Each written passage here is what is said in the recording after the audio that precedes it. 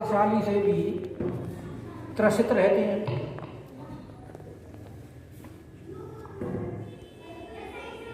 सुग्रीव तो बाली से इसीलिए त्रसित था कि बाली महाबल अति रणधीरा।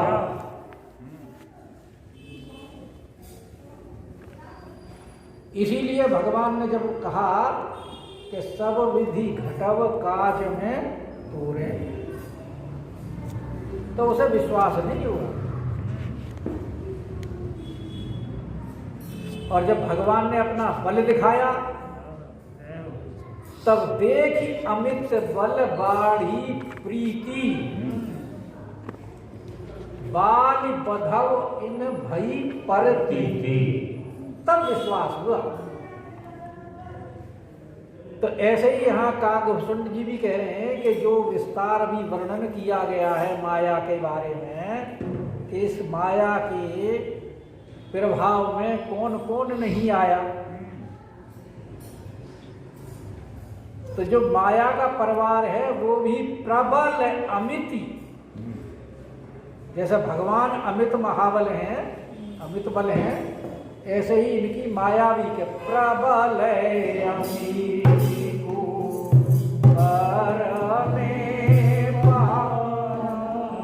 वर्णन नहीं कर सकता कोई।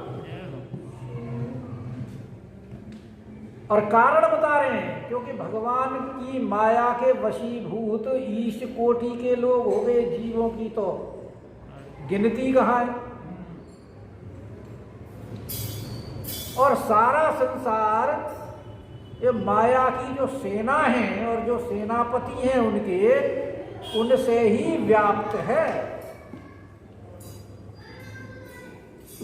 कहीं कोई ऐसी जगह नहीं है जहां माया ना हो, क्योंकि ये संसार ही भगवान की माया है। कहीं तक दृष्टि उठा करके देख लो।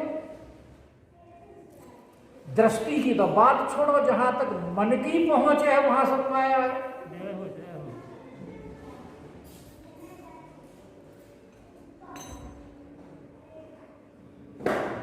और उन माया के जो सेनापति हैं काम आदि,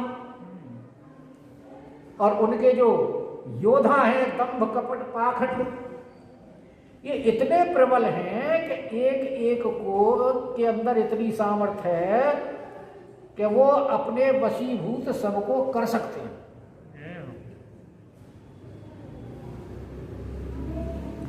पर इतनी प्रबल होते हुए भी सोदासी रघुवीर के,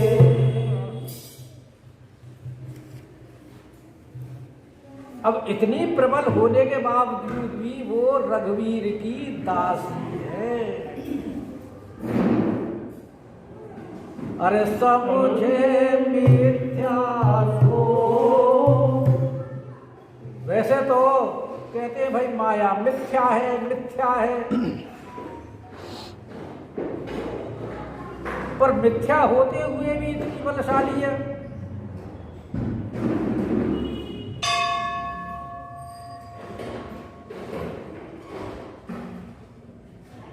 कि कितनी भी कोई सामर्थ्य रखता हो और कितने भी कोई साधन कर ले, इस माया से अपने बल से तो कोई छुटकारा पा नहीं सकता।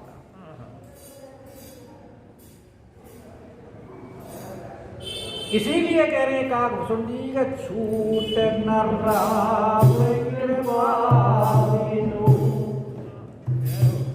ये भगवान राम की कृपा के बिना छूट नहीं सकती, क्योंकि भगवान की दासी है। भगवान शंकर ने भी तो पार्वती को यही समझाया है, बालकांड गुहा नंबर 117।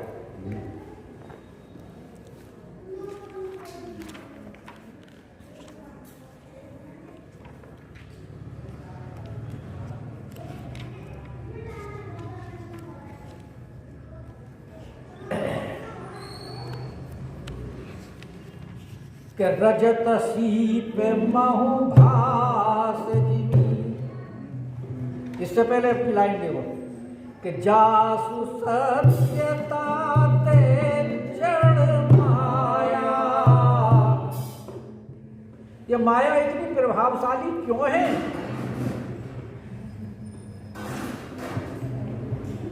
भगवान की ही शक्ति से इतनी प्रभावशाली है, क्योंकि भगवान की ही तो दासी है ना। कि जासु सत्यता ते, वैसे तो ये जड़ है, जड़ माया, लेकिन भगवान की शक्ति इसके अंदर निहित है, इसलिए भास सत्य इव। माया असत्य होते हुए भी सत्य की तरह प्रतीत होती है, और इस प्रतीत होने में सहायता कौन करता है? कि भास सत्य इव मोह सहाया। जो मोह है, जो सेनापति है, काम क्रोध मोह इत्यादि जितने भी सेनापति हैं, इनके प्रभाव से ये असत्य होते हुए भी सत्य प्रतीत होती है। कि रजत सीप भास,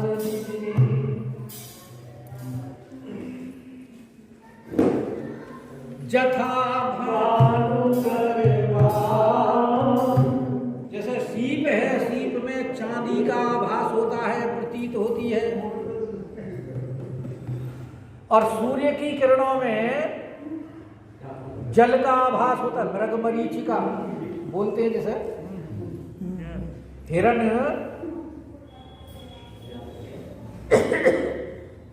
को जल दिखाई देता है। जब सूर्य की प्रखर किरणें पड़ती हैं तो वहां का वातावरण ऐसा तरल हो जाता है कि जल ना होते हुए भी जल का आभास होता है। रजत सीप बहुभास जथा भानुक, और यद्यपि ये बिल्कुल झूठ है, यद्यपि प्रशांति काल कोई और ब्राह्मण सकहि को।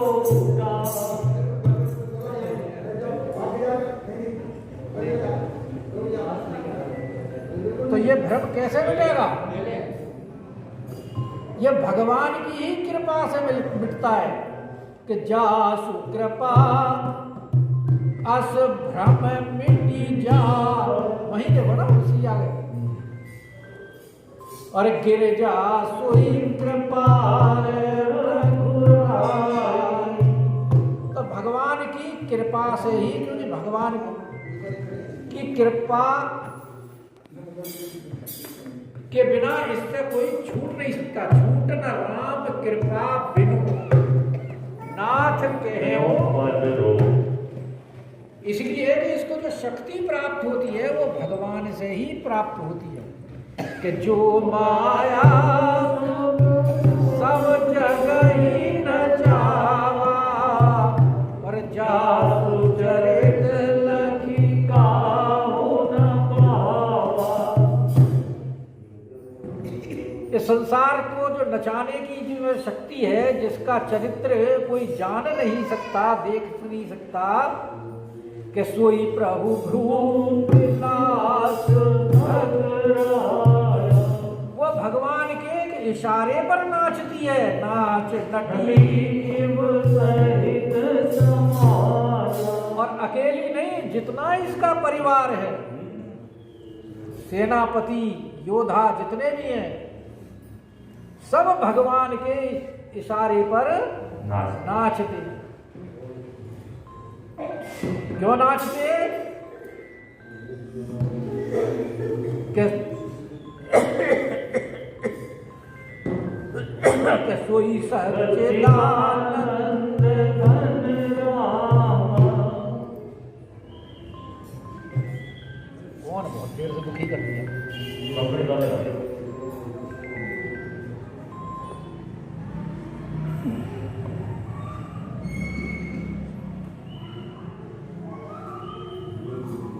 कि श्री राम जी जो है वही सच्चिदानंद घन है। सत चित आनंद, यानी जितनी भी सत्ता है ये सब भगवान की है। इस संसार में जो सत्ता प्रतीत होती है ये किसकी है? और जितनी भी चेतनता प्रतीत होती है और जितना भी आनंद प्रतीत होता है ये किसका है? ये सारे सोई सच्चिदानंद घन राम, वो श्री राम जी ही का है। कि जो आनंद सिंधु सुख राशि रसी करते त्रैलोक सुवासी। ये सारे संसार में जितना भी आनंद है वो सिर्फ एक बूंद के मात्र है। सी करते त्रैलोक सुवासी, तीनों लोगों में जिसकी एक वो आनंद घन कौन है? भगवान श्री राम, सोई सच्चिदानंद मतलब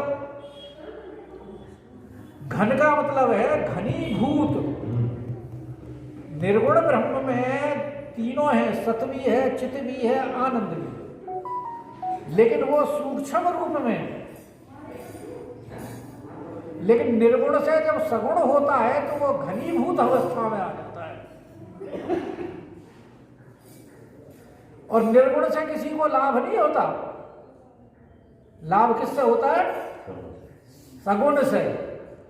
तो वो सगुण ब्रह्म जो है, जो ब्रह्म चतुष्पाद में है, ब्रह्म में तीनों अवस्थाएं हैं, सत्व, चित्त की, आनंद की। लेकिन वो जब घनीभूत होता है तो वो चतुष्पाद में आकर के वो सगुण हो जाता है। वही ये श्री राघवेंद्र सरकार है, सोई सच्चिदानंद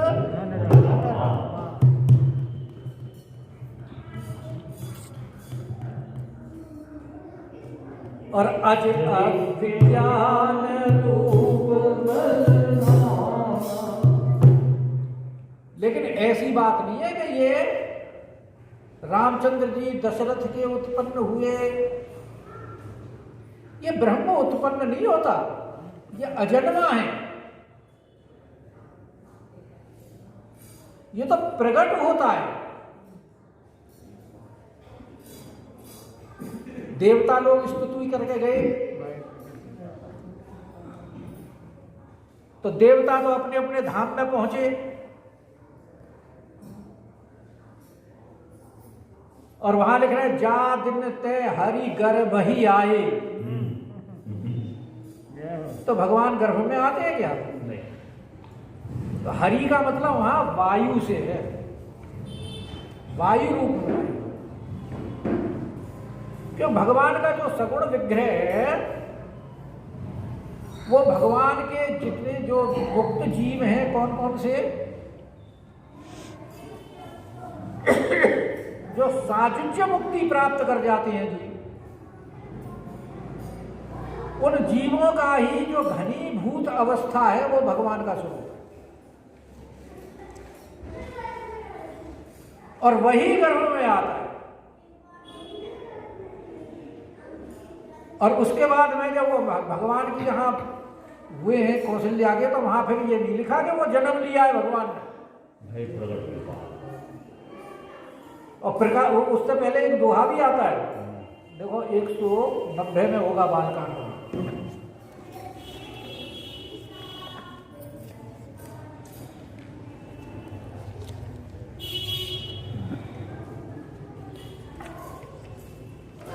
सरसों विनती करी पहुँचे निज निज धाम, जग निवास प्रभु प्रगटे। प्रकट हुए या जन्म लिया है? और फिर कहें भाई प्रगट कृपाला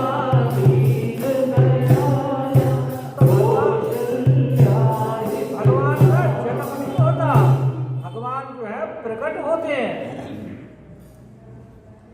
और वो किसी भी रूप में कहीं भी हो जाए।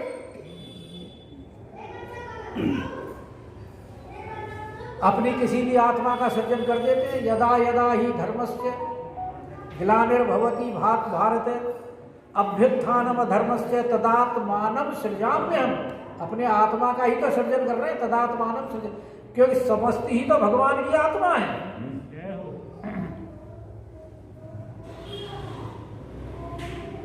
और अजन्मा होते हुए भी भगवान विज्ञान रूप हैं, क्योंकि उपनिषद कहता है कि ये जो सृष्टि में उत्पत्ति हो रही है वो भी विज्ञान, क्योंकि ब्रह्म ही विज्ञान है। सृष्टि जो हो रही है वो भी विज्ञान है, इसका पालन जो हो रहा है, सृजन हो रहा है, वो भी विज्ञान है। और उसके बाद में जो ये फिर लोप हो रहा है, जो मृत्यु की तरफ जा रहे हैं, वो भी विज्ञान है। तो ये सारा विज्ञान रूप ही है। और बल्कि और ये भगवान की शक्ति प्राप्त होकर के ये सब कुछ हो रहा है, अपने आप से नहीं हो रहा है, भगवान की शक्ति के द्वारा ये सब हो रहा है। इसलिए वो अजन्मा होते हुए भी विज्ञान रूप है और करते हुए भी भगवान की शक्ति से ही हो रहा है, क्योंकि भगवान बल के धाम है। क्योंकि जितना भी संसार है बिना भगवान के इसकी सत्ता है ही नहीं।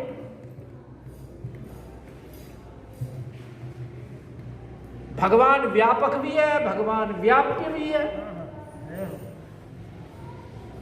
और भगवान व्यापक और व्याप्य ऐसा है, हमारे लिए नहीं है कि जैसा हमने कपड़े पहन लिए और कपड़े उतार दिए तो हमारे कपड़े तो पहनने के बाद में अलग हो जाते हैं। भगवान का तो व्यापक और व्याप्य दोनों स्वरूप एक जैसा ही है, वो खंडित नहीं होता। इसीलिए मैं व्यापक व्याप्य अखंड, क्योंकि वेद यही तो कहता है, ओम पूर्णमदः पूर्णमिदं पूर्णात् पूर्णमुदच्यते पूर्णस्य पूर्णमादाय पूर्णमेवावशिष्यते। कि कारण ब्रह्म में से कार्य ब्रह्म की जो उत्पत्ति होती है, तो कारण ब्रह्म भी पूर्ण है और कार्य ब्रह्म भी पूर्ण है, खंडित नहीं होते दोनों।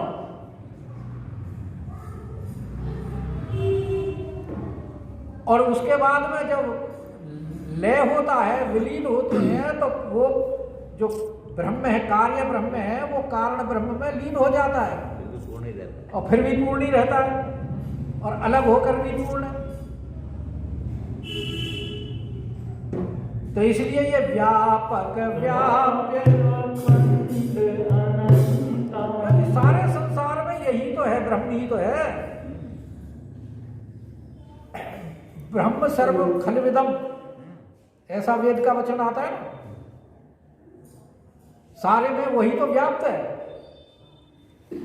और ये खंडित नहीं है, अखंड है। और इसके साथ साथ अनंत है, इसकी कोई सीमा नहीं है, हर वस्तु की सीमा है।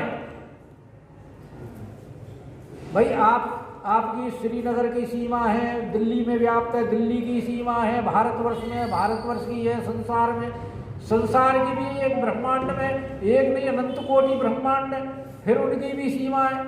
और इनके फिर नियंता जो है उनकी भी सीमा है, ब्रह्मा विष्णु में, फिर उनकी, यानी ये सब होते हुए सारे काल के परिमाण में आते हैं।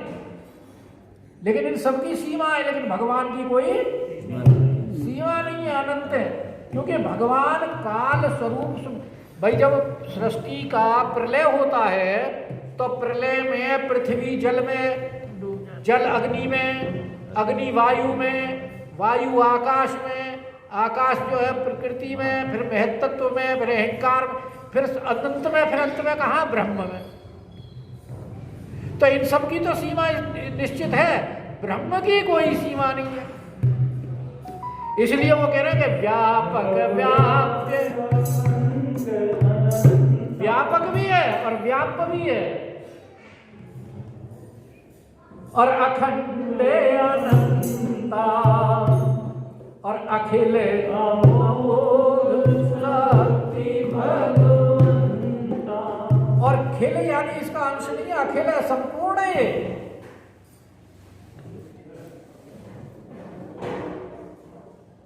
जैसे भगवान की पहचान के लिए हमारे शास्त्रों में 6 वस्तुएं बताई हैं। समग्र यश, समग्र कीर्ति, समग्र बल, इस प्रकार से उन्होंने 6 वस्तुएं बताई है। जिसके अंदर ये समग्र हो वो भगवान है। तो इसलिए ये अखिल है, क्योंकि इसमें समस्त विद्यमान है। और अमोघ शक्ति, इनकी शक्ति कभी व्यर्थ नहीं जाती। 6 के 6 गुण, इसमें 6 के 6 गुण आ गए। हैं?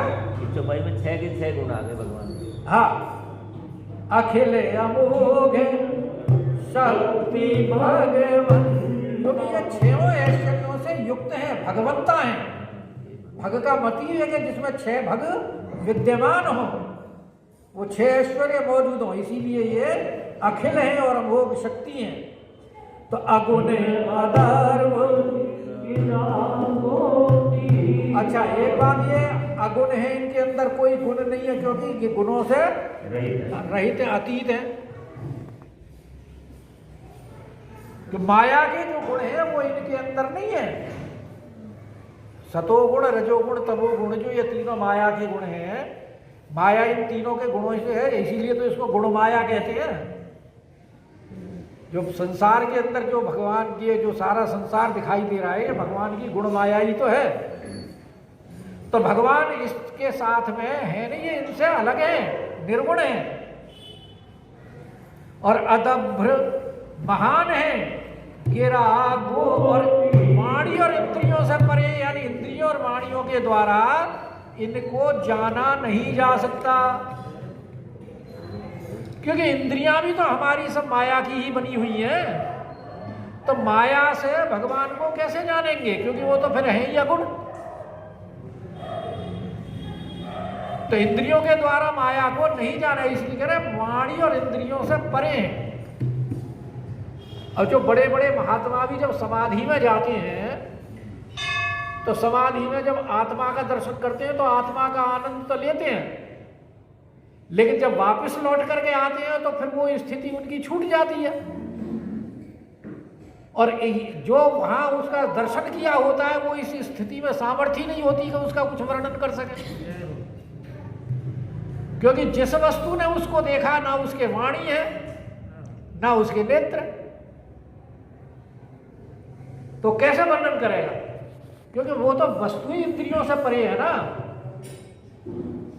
जब आदमी ये षट चक्र भेदन करके है और वहां पहुंचता है सहस्त्रार को पार करके, आनंद अपनी आत्मा में रमण करता है, तो वहां तो ये इंद्रियां वगैरह कुछ साथ होती नहीं है। इसलिए वो कह रहे हैं कि महान वाणी और इंद्रियों से परे हैं। और सब तरसी, तो भाई जब इंद्रियों से परे हैं तो फिर सब कुछ देखने वाले कैसे? समदर्शी, क्योंकि समदर्शी है, समदर्शी है, क्योंकि वो सबके हृदय में भी तो व्याप्त है ना। ईश्वर है सर्वभूतानां हृदयेषु तिष्ठति अर्जुन। भगवान तो सबके हृदय में निवास करते हैं, तो बताओ कैसे नहीं देखेंगे?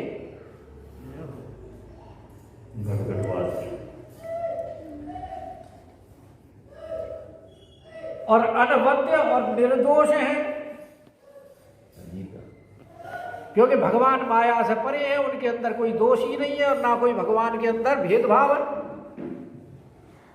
भगवान भेदभाव नहीं करते किसी के साथ में, वो तो जिसका जैसा फल है उसको दे देते हैं।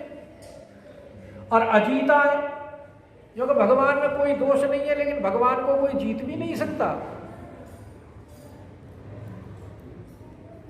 कभी कोई सोचे है कि भगवान के अंदर दोष तो है ही नहीं, तो ये तो किसी से बैर भाव रखते नहीं है, चलो हम ही इनको जीत ले, तो ऐसी बात नहीं है। भगवान को जीत भी नहीं सकता, वो अजेय हैं और निरमल।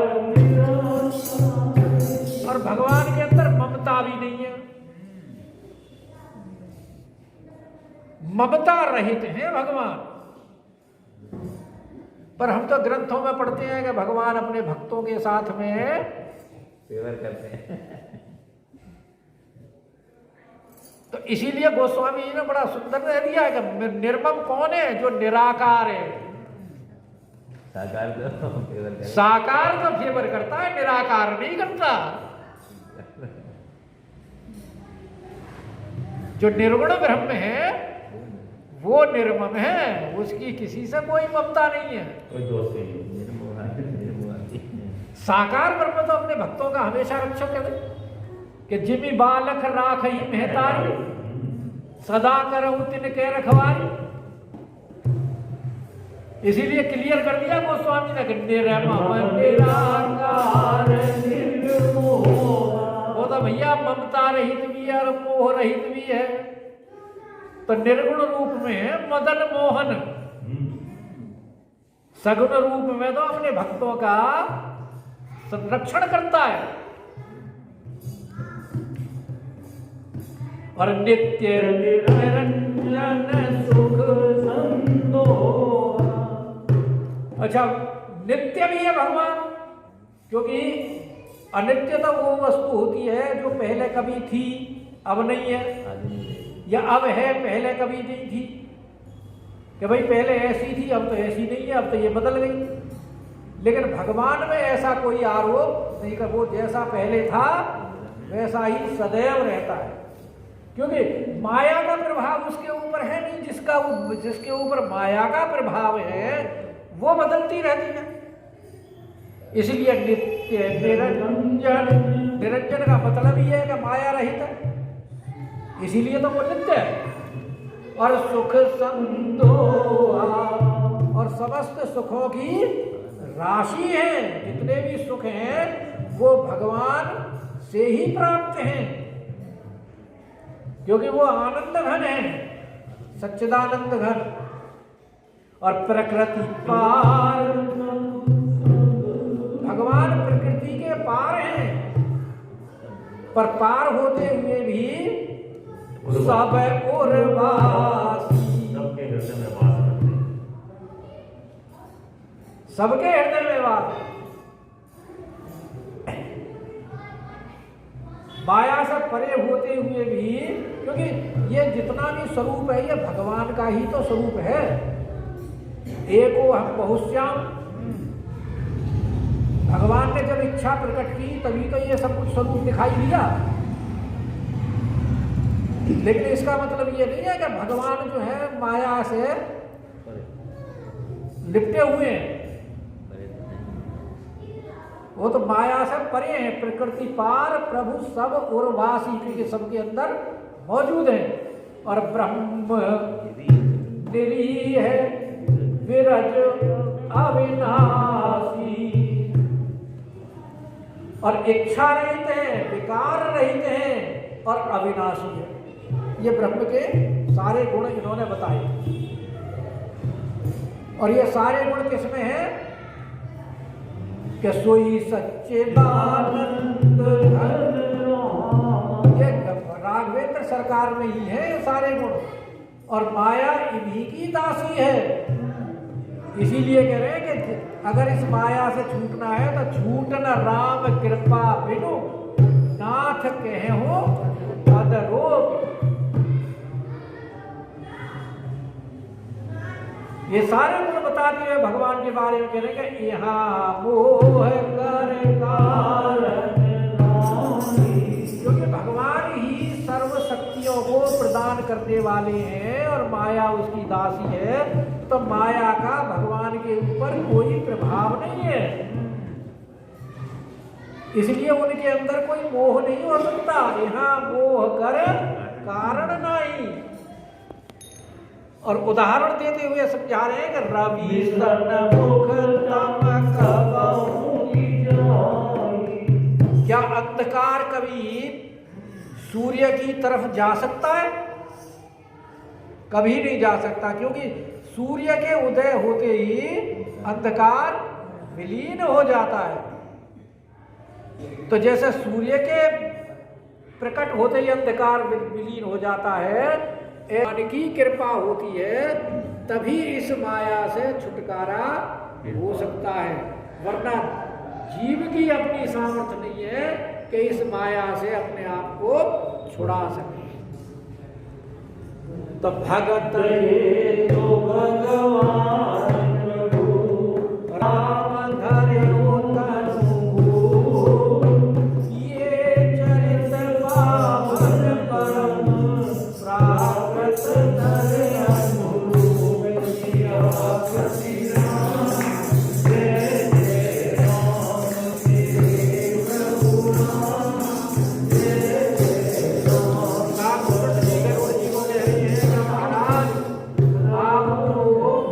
नागपाश लीला में भगवान के प्रति जो आपको शंका हुई, वो शंका आपकी निराधार है, क्योंकि ये वही श्री राम है जिनके अंदर इतने गुण हैं और माया जिनकी दासी है, लेकिन इन्होंने तो अपने भक्तों के लिए तनु रूप, जो नर रूप धारण किया है, राजा का शरीर धारण किया है और साधारण मनुष्यों के से अनेक पावन चरित्र कर रहे हैं।